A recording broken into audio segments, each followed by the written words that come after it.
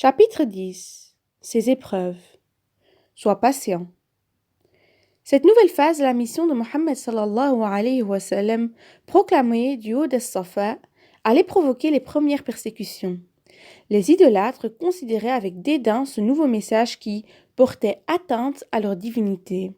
Il n'était point question de renier les dieux que leur père avait adorés pour se soumettre à un prétendu Dieu unique dont Mohammed sallallahu alayhi wa sallam se disait le messager. De plus, leur amour du pouvoir et de l'argent les poussait à ne pas adhérer à un tel message qui devait nuire à leurs intérêts. La reconnaissance de la vérité nécessitait des sacrifices que leur orgueil ne pouvait admettre. D'ailleurs, ce qui empêche la plupart des rois et des chefs jusqu'à nos jours de reconnaître la vérité est bien cet orgueil et ce désir de préserver le pouvoir. Les idolâtres, par peur de perdre leur notoriété et leur richesse, devaient donc empêcher Mohammed sallallahu alayhi wa sallam de progresser en s'interposant entre lui et les gens. Il n'était pas question de le laisser conquérir les cœurs, qu'il avait justement le pouvoir de captiver grâce à son charisme et son caractère, car ceci détournerait les gens des idolâtres, ce qui de fait provoquerait leur chute et nuirait à leur pouvoir et à leur richesse. Tous les moyens étaient bons pour lui barrer la route. Les épreuves pouvaient alors commencer. Nous allons vivre, à présent, ensemble et progressivement, les quelques rudes épreuves que durent subir le messager sallallahu alayhi wa sallam et ses compagnons. Observe, médite, et à l'occasion de chacune de ces épreuves, pose-toi ces deux questions. Ai-je encore le droit de me plaindre de mes épreuves qui sont si insignifiantes comparées à celles du prophète sallallahu alayhi wa sallam et de ses compagnons? Quel sacrifice ai-je fait pour l'islam quant à moi? Au départ, les chefs des idolâtres décidèrent de répandre des rumeurs sur le messager. Ils se rassemblèrent tous chez Al-Walid ibn al-Mughira et se mirent d'accord sur une rumeur qu'ils propageraient dans la Mecque, à savoir que Mohammed sallallahu alayhi wa sallam était en fait un magicien. De plus, un polythéiste parmi eux, Al-Nadr ibn al-Harith, partit en Perse pour apprendre les histoires des anciens, afin de distraire les gens et de fait les détourner du prophète sallallahu alayhi wa sallam. De retour à la Mecque, il se mit à raconter ces histoires à haute voix, pour perturber le prophète sallallahu alayhi wa sallam et ses compagnons quand ces derniers priaient devant la Kaaba. Abu Lahab, lui, marchait derrière le messager dans les rues de la Mecque et détournait l'attention de tous ceux qui le rencontraient en leur disant « Ne lui prêtez pas attention, c'est un menteur !» Difficile épreuve pour celui qui était connu pour sa véracité. Pourrais-tu supporter que des rumeurs soient colportées à ton sujet? Imagine que tu sortes de chez toi et que tout le monde te regarde avec mépris, te juge menteur et te qualifie de sorcier. Ce n'est pas fini. L'intensité des épreuves augmentera au gré de ta lecture, que cela te fasse donc réfléchir quant à la nécessité de ta patience et de tes sacrifices pour l'islam. Un jour, alors que Mohammed sallallahu alayhi wa sallam priait devant la Kaaba, Uqba ibn Mu'ayth, l'un de ses ennemis les plus acharnés, se précipita vers lui, lui saisit la cape et l'enroula autour de son cou afin de l'étouffer. Une autre fois, pendant que le prophète sallallahu alayhi wa sallam était prosterné, Uqba ouvrit le ventre d'un cadavre de chameau pour en ôter ses boyaux, qu'il déposa ensuite sur la nuque du prophète sallallahu alayhi wa sallam. Cette scène fit rire les gens qui étaient présents, et peina la fille de Mohammed sallallahu alayhi wa sallam, Fatima, qui, pleurante et affligée, retira aussitôt les boyaux de la nuque de son père. Le prophète sallallahu alayhi wa sallam la consola alors en lui disant « Ne pleure pas, ma fille, Dieu fera triompher ton père. » Ce fut rude pour lui, car il devait aussi patienter face aux larmes et aux douleurs qu'endurait sa propre famille et qui le chagrinaient profondément. Des idolâtres l'attendaient au coin des rues pour lui jeter du sable et de la poussière sur le visage. La femme d'Abu Lahab, quant à elle, prenait plaisir à déposer ses déchets ménagers sur le passage de Mohammed sallallahu alayhi wa sallam. Lorsqu'il passait devant un groupe d'idolâtres, ces derniers le maltraitaient en lui tirant ses vêtements d'un côté et en le poussant de l'autre. Jamais il ne réagit à toutes ces persécutions. Il patientait et conservait toujours sa douceur et sa compassion. Il supportait et continuait son chemin. Il était dans ce bas monde comme un passant, et il affrontait ses épreuves, de l'intérieur, spirituellement. Il témoignera plus tard de ses peines et de ses souffrances en ces termes. On me faisait du mal alors qu'on ne faisait mal à personne. On m'a fait peur dans ma religion alors que l'on ne faisait peur à personne.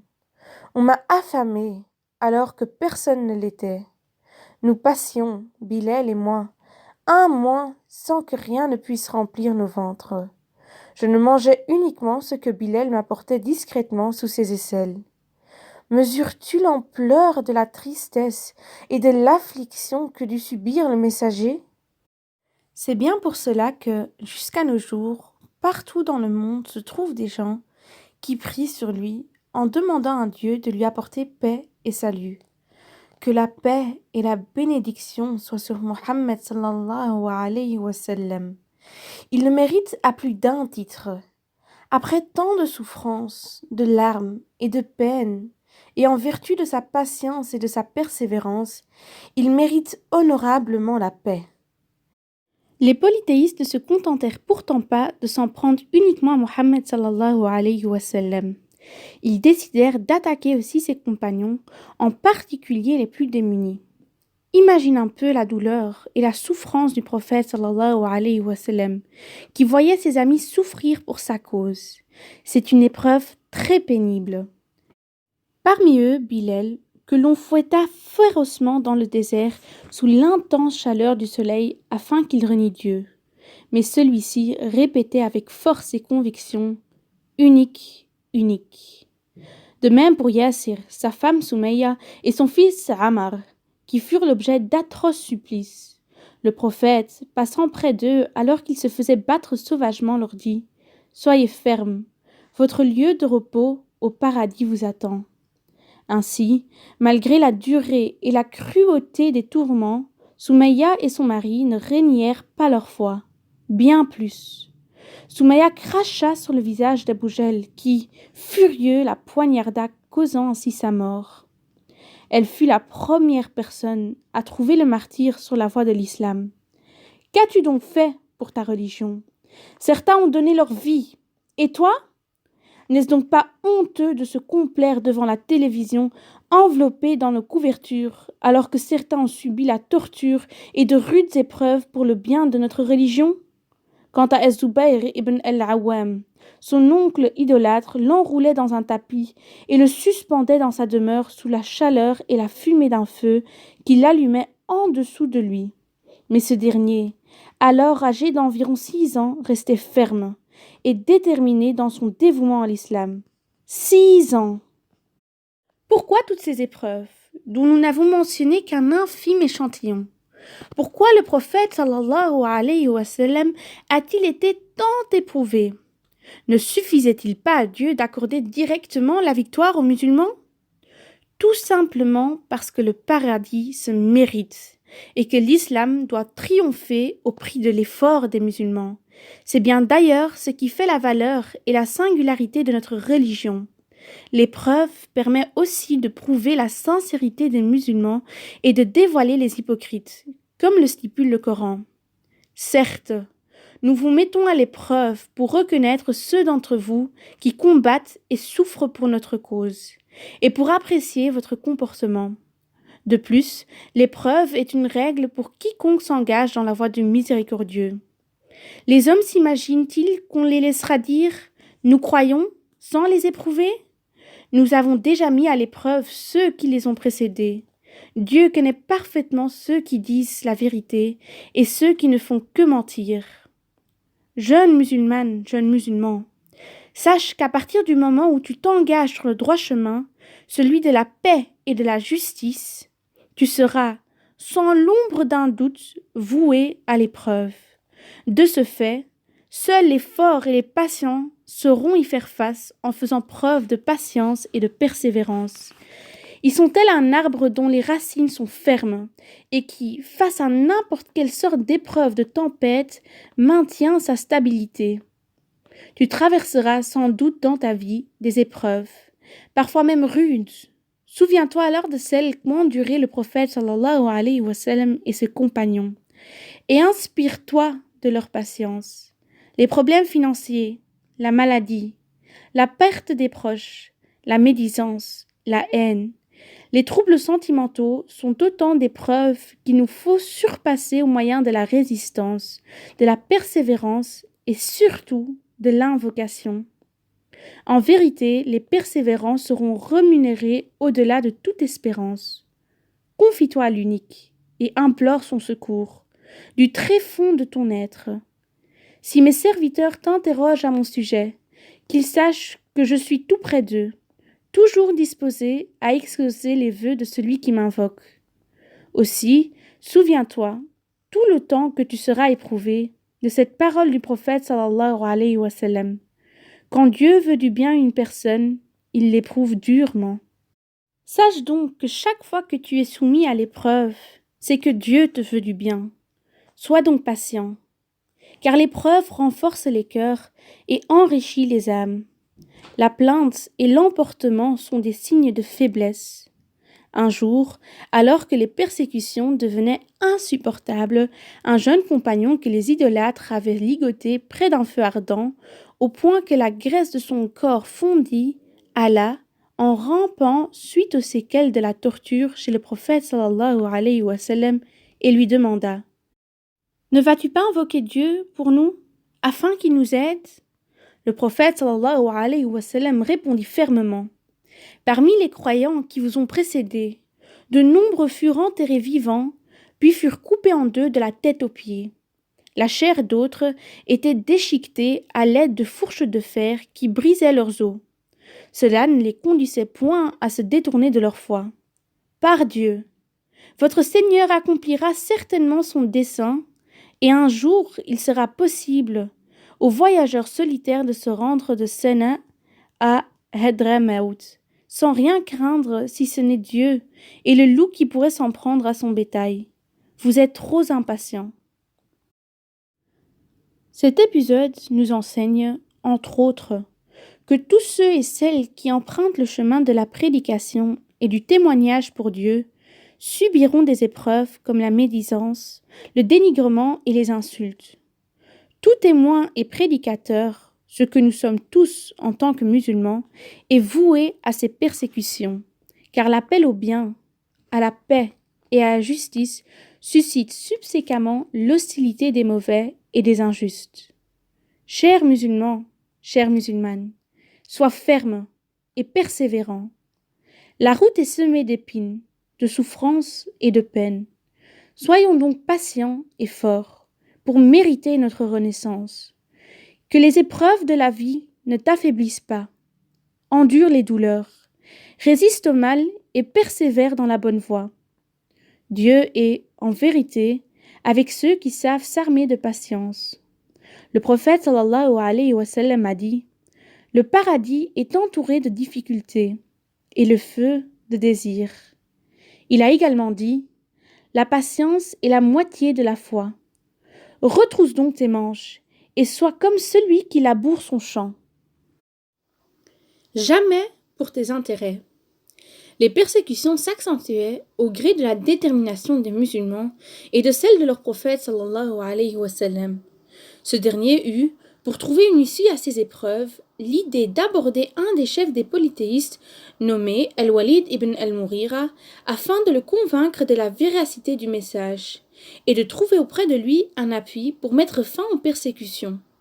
Mais, pendant que le prophète sallallahu alayhi wa sallam discutait avec ce chef notoire, un vieil homme pauvre et aveugle, converti à l'islam, l'interpella en vue d'entendre quelques versets du Coran. Mohammed sallallahu alayhi wa sallam, focalisé sur sa discussion qui lui semblait très importante pour l'avenir de l'islam, se détourna du vieil homme malgré l'insistance de celui-ci. Dieu, suite à cette attitude du prophète sallallahu alayhi wa sallam, révélera des versets riches d'un enseignement capital. Le prophète s'est renfrogné et s'est détourné lorsque l'aveugle vint à lui. Que sais-tu de lui? Peut-être cherche-t-il à se purifier ou à écouter tes exhortations pour en tirer profit. Comment donc? À celui qui est plein de suffisance, tu portes un intérêt tout particulier, alors qu'il t'importe peu s'il va ou non se purifier. Tandis que celui qui vient vers toi avec empressement, mu par la crainte de Dieu, tu ne t'en soucies même pas. Eh bien non, le Coran est un rappel qui s'adresse à tout homme qui veut en méditer le sens. Ce passage du Coran, qui interpelle le messager sallallahu alayhi wa sallam, est riche de sens, car il rappelle d'emblée que l'action sociale doit primer sur l'action politique, que le peuple passe avant le pouvoir et les intérêts économiques. De même, ceci nous enseigne aussi que tu ne peux faire passer un quelconque intérêt avant la fraternité et les liens sacrés de la religion. Cette scène montre qu'on ne doit pas favoriser une personne par rapport à une autre sur la base de la condition sociale. On doit être bienfaisant envers toutes les personnes se présentant à nous, sans distinction de nationalité, de rang social ou de richesse. Seule doit compter la piété. Le vieil homme, ici, avait plus droit à l'attention de Mohammed sallallahu alayhi wa sallam qu'El Walid. En effet, avec ce chef, le prophète sallallahu alayhi wa sallam avait à l'esprit les éventuels intérêts futurs que la communauté musulmane pouvait tirer de sa conversation. Alors qu'en répondant à l'aveugle, il n'aura agi qu'en faveur de ce dernier. L'enseignement est clair. Tu dois, dans toutes tes démarches, faire primer et privilégier les intérêts de l'autre. Combien sont-ils dans la communauté ceux qui, à travers leur engagement, recherchent à servir leur propre intérêt? Combien sont-ils à faire primer leur alliance politique au détriment même parfois de la dimension religieuse? On les voit prêter une attention considérable et réserver un accueil sans égal aux personnalités du pouvoir et mépriser le plus souvent les personnes modestes. Un jeune ou un vieux, un enfant ou une femme qui les sollicite. Pourtant, la proximité d'un enfant, d'un jeune ou d'un pauvre qui cherche à être apaisé a largement plus de mérite que la proximité des politiciens, auprès desquels tu cherches ton propre intérêt. N'agis jamais pour tes seuls intérêts, et sache toujours privilégier ceux des autres. L'aveugle passe avant le chef, le pauvre avant le riche. En d'autres termes, le pauvre et l'aveugle ont plus besoin de toi que toi, tu n'as besoin du riche ou du chef. Ils ont plus droit à ton attention que toi, tu n'as droit à celle de personnes que tu courtises. La durée de ton cheminement ne dit rien sur la qualité de ta foi. Au cœur de ces supplices auxquels devaient faire face les musulmans, apparurent deux lueurs d'espoir. La conversion de Hamza, l'oncle du prophète sallallahu alayhi wa sallam, et celle de Omar ibn al-Khattab. Hamza, redouté pour son zèle et son courage, passait ses journées à chasser dans le désert.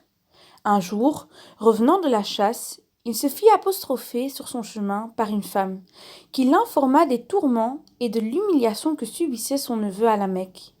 Irrité, il se dirigea aussitôt vers la maison sacrée, là où se trouvaient les idolâtres, et dit à Abu Jahl en particulier: « Oses-tu agresser Mohammed sallallahu alayhi wa sallam alors que moi-même je suis sa religion ?» Puis, suite à la réplique d'Abu Jahl, il saisit son arc et donna fermement un coup à ce dernier et lui lança: « Rends-moi le coup, si tu en es capable !» Aucun des notables présents n'osa répliquer aux propos et aux gestes de Hamza. Néanmoins, après cette conversion soudaine, Hamza commença à réaliser ce qu'il venait de faire et surtout de dire. Il venait d'embrasser l'islam promptement sur un coup de colère, sans la moindre conviction. Allait-il revenir sur ce qu'il a dit? Il passa toute une nuit à y réfléchir, et le lendemain, il prononça, cette fois-ci convaincu, l'attestation de foi devant le messager sallallahu alayhi wa sallam, auquel il manifesta son soutien. La conversion de Hamza semble singulière, mais renferme quand même un enseignement. Dieu, de par sa puissance et sa miséricorde, peut guider et illuminer le cœur d'une personne en un clin d'œil. Cette leçon répond clairement à l'étonnement de ceux qui doutent du prompt retour à Dieu de certaines personnes qu'ils jugeaient totalement égarées. Il existe malheureusement des gens qui remettent en cause le repentir de leurs frères ou sœurs en déclarant « Ce n'est pas possible qu'ils soient revenus du jour au lendemain sur le droit chemin. Je n'y crois pas. » Comment ça? Tu ne crois pas à la puissance de Dieu qui guide qui il veut et qui dit à la chose soit et elle est sur le champ? Vient ensuite la conversion de Omar. Ce dernier, au même titre qu'Abou Jahl et d'autres chefs idolâtres, était un farouche ennemi de l'islam. Il était réputé pour sa ferveur, son courage et son caractère vigoureux. Omar était un homme totalement égaré, au point qu'il enterra sa fille, qui venait de naître vivante. Lorsqu'il ne trouvait plus rien à manger, il engloutissait les statues en pâte qu'il prenait jusqu'à là comme idole. Son ignorance était la cause d'un égarement sans pareil, jusqu'au jour où il retrouva la lumière. Contrairement à Hamza, la conversion de Omar se fit graduellement. Un jour, alors qu'il battait sauvagement et jusqu'à l'épuisement une femme qui avait embrassé l'islam, celle-ci lui dit « Vois-tu comment tu es épuisé? Par Dieu, tu peux me battre tant que tu veux, je n'éprouverai pas la moindre fatigue. » Omar, suite à cette parole, sentit pour la première fois l'islam pénétrer son cœur. Il persista néanmoins dans son égarement. Un autre jour, alors que le prophète sallallahu alayhi wa sallam récitait le Coran devant la Kaaba, Omar se mit curieusement à l'écouter et fut très vite fasciné par la beauté des paroles divines. Plus tard, il dit à propos de cet épisode « C'est à cet instant que l'islam trouva son chemin vers mon cœur. » Encore une fois, cela ne l'empêcha pas de s'obstiner dans son ignorance. Un beau jour, excédé par l'ampleur de la situation, il décida de tuer le prophète sallallahu alayhi wa sallam. Déterminé, il sortit de chez lui, l'épée à la main. Sur son chemin, il se fit apostropher par un homme nommé Nu'aym ibn Abdullah, qui s'enquit de son intention. Omar lui déclara clairement sa volonté de tuer le prophète sallallahu alayhi wa sallam. Inquiet, Nu'aym chercha à le dissuader en lui suggérant d'aller d'abord s'en prendre à sa sœur Fatima et à son beau-frère Saïd, qui s'étaient tous deux convertis à l'islam. Exaspéré par cette nouvelle, il changea immédiatement d'avis et décida de se rendre chez sa sœur. Fatima, son mari et Khabab, un jeune compagnon qui récitait du Coran, entendirent des bruits de pas à l'extérieur. À l'approche de la maison de sa sœur, Omar entendit, quant à lui, des paroles qu'on récitait à l'intérieur du domicile. Il entra donc et les apostropha violemment. « Qu'était ce léger bruit que je viens d'entendre ?» Fatima et son mari nièrent les faits, ce qui le mit en rage au point qu'il se jeta sur Saïd et le frappa rudement. Lorsque la femme de ce dernier voulut s'interposer pour défendre son mari, Omar se retourna brusquement vers elle et lui donna un coup violent qui le blessa au visage. Celle-ci s'effondra et le feuillet, où était inscrite la sourate qu'elle récitait avec son mari et Khabab, lui tomba de la main. Elle lui lança alors « Oh Omar, et si la vérité était ailleurs que dans ta religion? J'atteste qu'il n'est de Dieu que Dieu et que Mohammed sallallahu alayhi wa sallam est l'envoyé de Dieu. » Regrettant son acte, Omar lui demanda alors de lui donner le feuillet, mais celle-ci lui suggéra d'abord de faire ses ablutions. Il accepta et se mit ensuite à lire. « Taha, nous t'avons envoyé le Coran, non pas pour te rendre malheureux, mais plutôt comme rappel pour celui qui craint le Seigneur, et comme révélation émanant de celui qui a créé la terre et les cieux sublimes, le miséricordieux, qui s'est établi sur le trône, le souverain des cieux et de la terre, des espaces interstellaires, et de tout ce qui se trouve dans les profondeurs du sol. Que tu élèves la voix ou non, il connaît tous les secrets, et même les pensées les plus intimes. Il est Dieu, il n'y a de divinité que lui, et il porte les noms les plus sublimes. Il fut émerveillé par la beauté de ses paroles, au point de vouloir aussitôt aller trouver le prophète sallallahu alayhi wa sallam afin d'embrasser l'islam. Khabab lui dit qu'il était dans la maison d'Al-Arqam. Une fois devant la porte, les compagnons qui se trouvaient à l'intérieur de la demeure prirent peur en voyant qu'il s'agissait de Omar. En effet, ce dernier était redouté à la Mecque à cause de sa taille et de sa force physique. Mais Hamza les rassura en leur disant que s'ils venaient avec de bonnes intentions, ils seraient bien accueillis. Sinon, il s'en chargerait personnellement. Lorsque Omar entra dans la maison, le prophète sallallahu alayhi wa sallam le saisit et le secoua en lui disant qu'il était temps qu'il embrasse l'islam, ce que Omar fit immédiatement.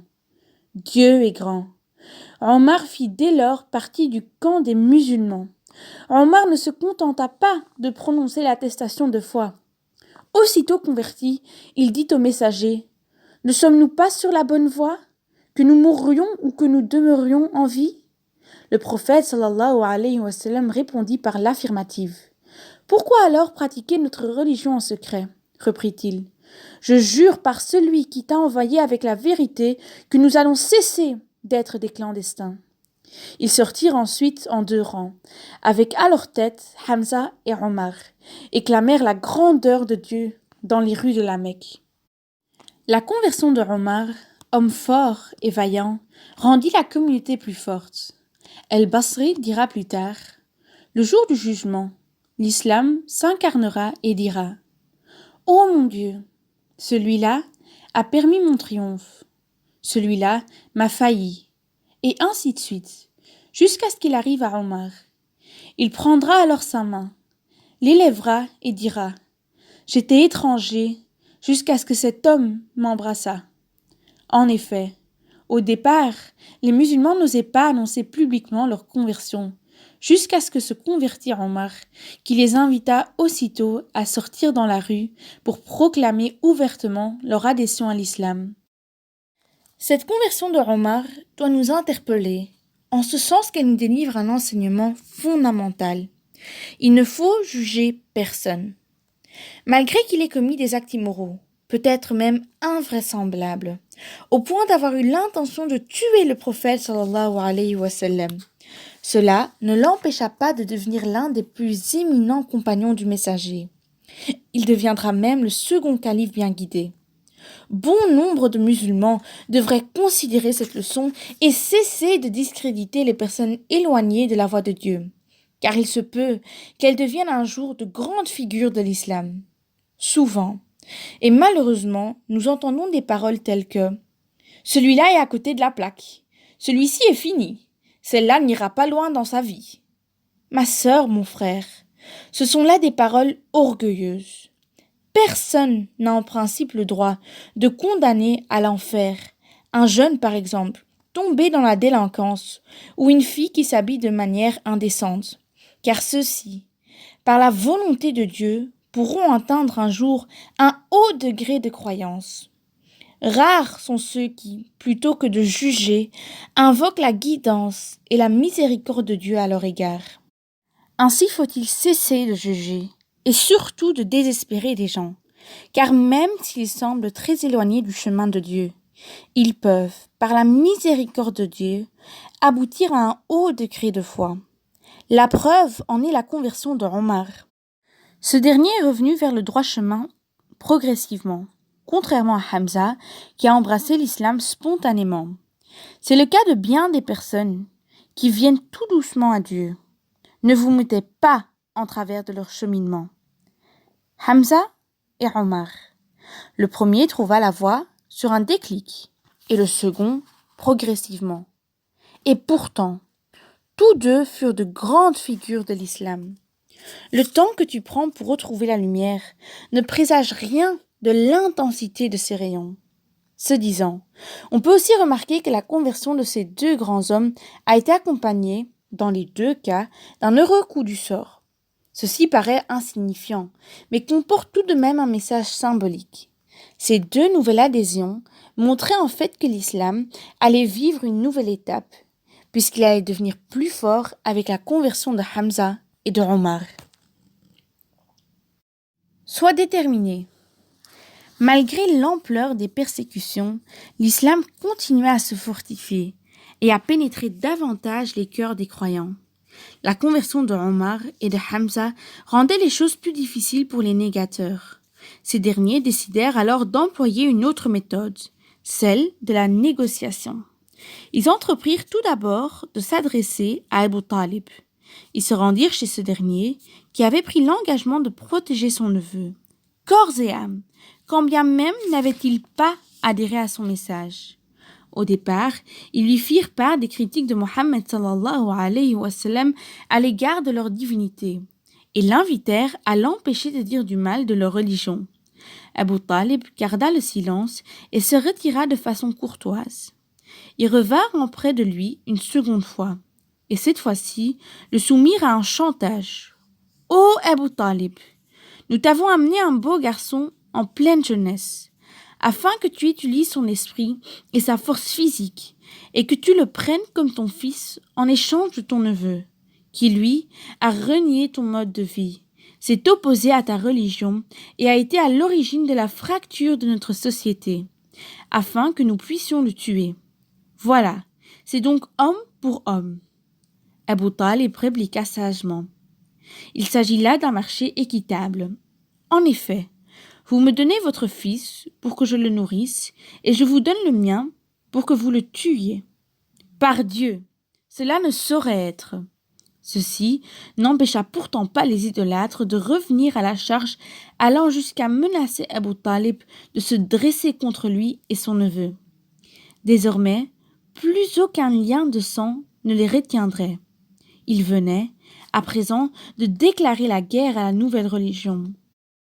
Ils étaient conscients de l'ampleur qu'elle pouvait atteindre, et ils devaient au plus vite l'anéantir, fût-ce au prix de leur propre lien de sang. Cette déclaration de guerre ébranla Abu Talib. On venait d'offenser sa famille, laquelle était issue d'une tribu jouissant d'une notoriété sans pareille.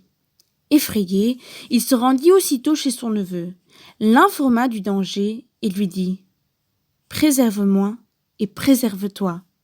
Ne me fais pas supporter plus que je ne peux. » Le prophète sallallahu alayhi wa sallam, déterminé, lui répondit « Ô mon oncle, par Dieu, je jure que s'il plaçait le soleil dans ma main droite et la lune dans ma main gauche en me demandant d'abandonner ma mission, je n'y renoncerai pas jusqu'à ce que Dieu me donne la victoire ou que je périsse dans cette voie. » Cette parole, forte de détermination, renferme la morale que nous voulons dégager de cet épisode. Ne laisse aucune personne, aussi notoire soit-elle, t'intimider.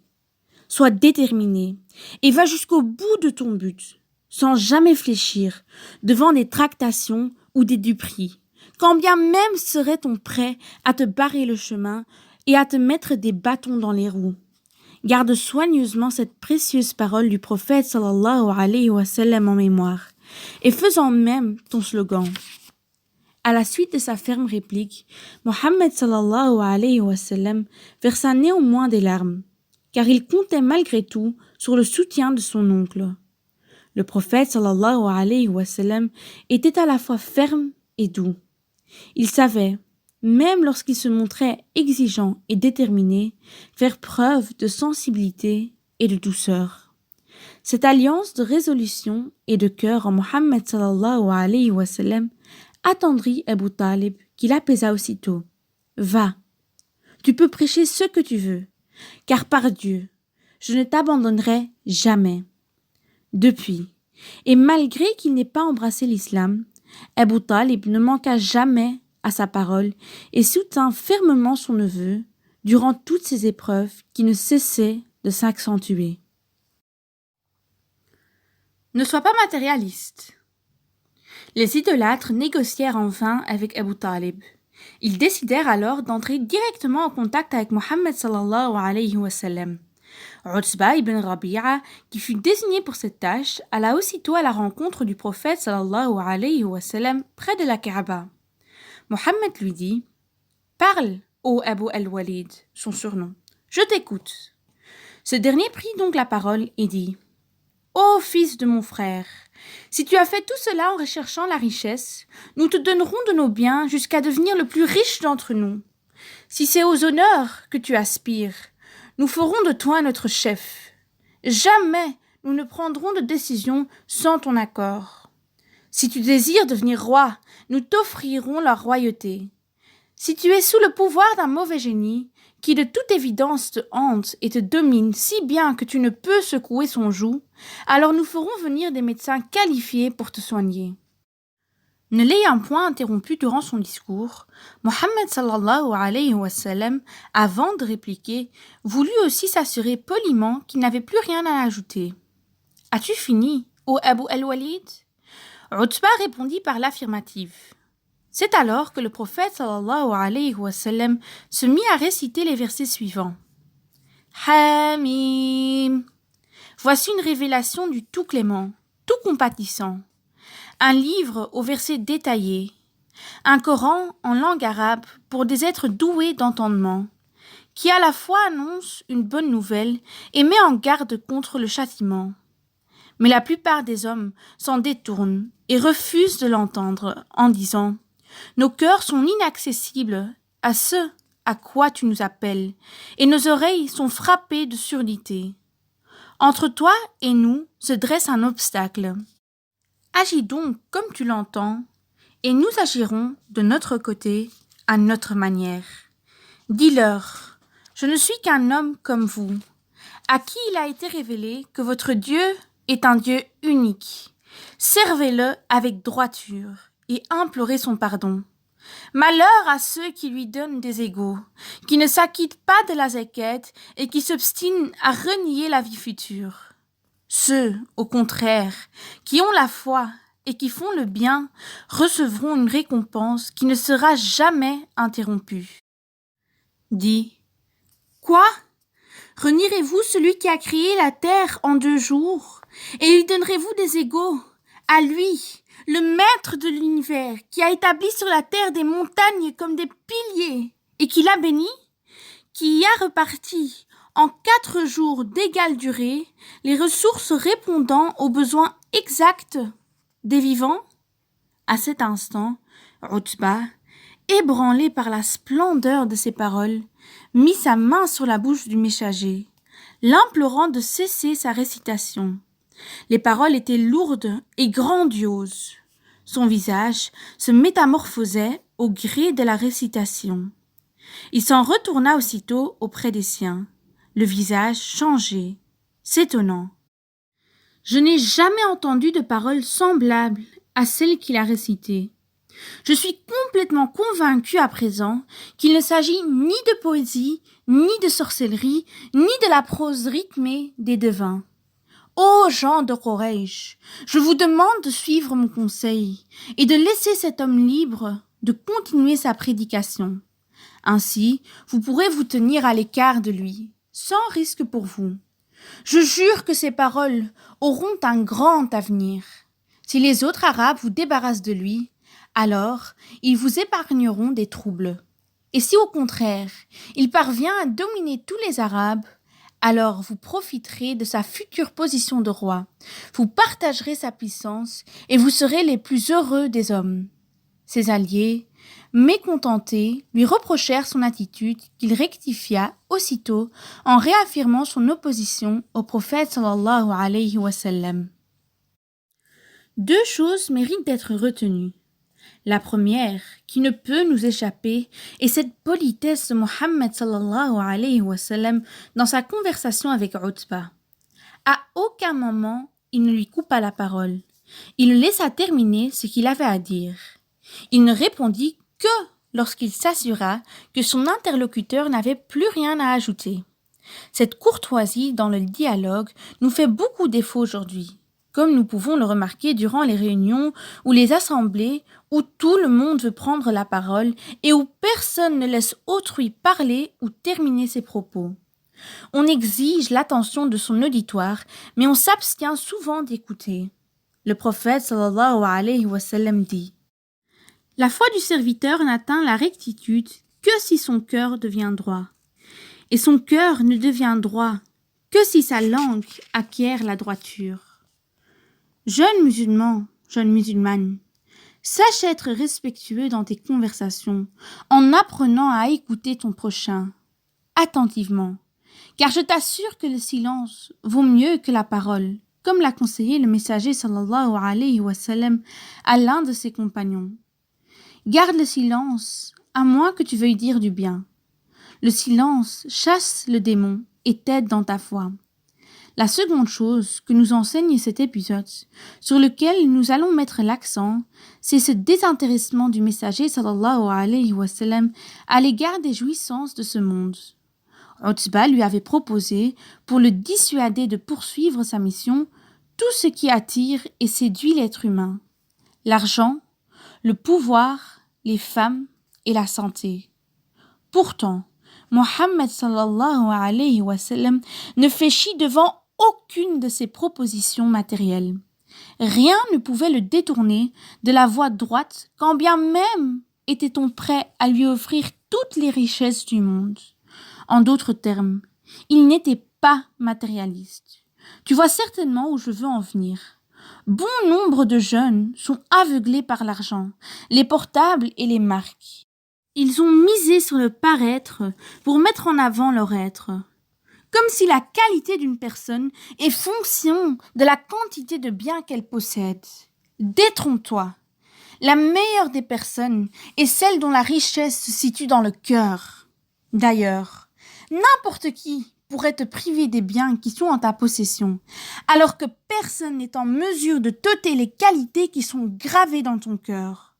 Tout ce qui brille aux yeux, comme l'or ou l'argent, disparaîtra comme disparaissent le soleil avec la nuit et la lune avec le jour. Ne te laisse pas séduire par le matériel, car il n'est qu'illusion, et sache que la meilleure des richesses est la foi, que recèle ton cœur et non pas ce diamant que tu as autour du doigt. Même si tu réunissais tous les biens de ce monde, il ne pourrait jamais égaler le prix et la valeur de ta foi, car celle-ci est en effet la clé d'une jouissance meilleure, le paradis. Voilà pourquoi le prophète sallallahu alayhi wa sallam refusa de vendre sa foi au prix des biens que Utba lui proposait. Dis-moi comment tu es avec le matériel, je te dirai comment tu es avec le spirituel. Plus tu es avec Dieu, et moins tu es attaché à ce qui brille aux yeux. Inch'Allah, si Dieu le veut. Malgré leurs vaines négociations, les négateurs persistèrent dans leur volonté de dissuader le prophète sallallahu alayhi wa sallam d'appeler à Dieu au moyen, encore une fois, d'un chantage. En effet, ils lui firent savoir qu'ils étaient disposés à adorer le Dieu qu'il adorait s'il acceptait à son tour d'adorer leur divinité. C'est à ce sujet que Dieu révéla: « Dis, ô négateurs, je n'adore pas ce que vous adorez, pas plus que vous n'adorez ce que j'adore. Je ne suis pas adorateur de ce que vous adorez, et vous n'êtes pas adorateur de ce que j'adore. À vous votre religion, et à moi la mienne. » Toujours dans l'esprit de cette même et ferme résolution de dénigrer le prophète sallallahu alayhi wa sallam, les Qurayshites partirent consulter des rabbins afin d'obtenir des informations relatives à l'apparition de ce nouveau messager dont faisaient déjà écho des écritures juives. Les rabbins leur conseillèrent de poser à Mohammed sallallahu alayhi wa sallam 3 questions qui permettraient de prouver l'authenticité de sa prophétie ou bien alors de révéler son imposture. La première question concernait les gens qui s'étaient réfugiés dans une caverne. La seconde était relative à ce grand roi qui avait atteint les frontières de la terre. Et enfin, la troisième avait trait à la définition de l'âme, Ruh. Armés de ces 3 questions, ils s'en retournèrent à la Mecque, convaincus d'avoir cette fois-ci le moyen de dévoiler l'imposture du prophète sallallahu alayhi wa sallam. Une fois en sa présence, ils lui posèrent ces 3 questions. À quoi répondit le prophète sallallahu alayhi wa sallam: « Je répondrai demain à vos questions. » En fait, Mohammed sallallahu alayhi wa sallam s'attendait à ce que Dieu lui révèle entre-temps les informations. Mais il ne reçut aucune révélation, ni le lendemain, ni même les jours qui suivirent, ce qui l'obligea à garder le silence durant tout ce temps. N'ayant pas obtenu de réponse, les négateurs crurent en la duplicité de Mohammed sallallahu alayhi wa sallam. N'était-il pas dans l'incapacité de répondre à leur interrogation? Ce ne fut que 15 jours plus tard que Dieu lui révéla les réponses qu'il attendait, en commençant tout d'abord par lui rappeler une règle très importante. Ne dis jamais à propos d'une chose, certes, je ferai cela demain, sans ajouter, si Dieu le veut, Inch'Allah. Invoque ton Seigneur s'il t'arrive d'oublier et dis, plaise à mon Seigneur de me guider vers le chemin de la rectitude. Dieu lui reprocha, ici, d'avoir prétendu à une chose, celle de répondre aux questions à lui posées par les Qurayshites sans avoir soumis l'affaire à la volonté de Dieu. En clair, il avait oublié de dire Inch'Allah. En d'autres termes, ma sœur, mon frère, sache que tout ce à quoi tu aspires ne sera que si, et seulement si, Dieu le veut. Tout dépend de la volonté de Dieu. Sois donc prudent dans tes engagements en les soumettant toujours à la volonté divine. Sans doute as-tu remarqué dans ta vie que beaucoup de choses que tu désirais faire n'ont finalement pas eu lieu.